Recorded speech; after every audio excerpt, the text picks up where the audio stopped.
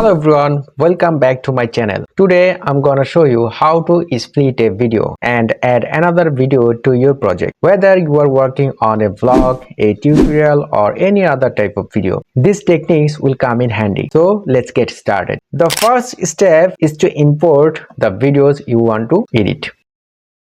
Or simply you can drag and drop to your timeline.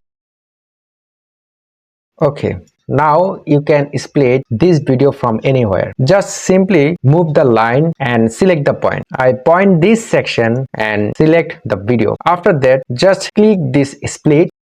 You can see our video is splitted. Now you can move on this timeline. If you want to delete this section, simply you can delete, or from the keyboard press the delete keyword. If you want to delete the right section, just simply delete. If you want to delete from the left side, click this button, or if you want to delete from the right side, simply click this button.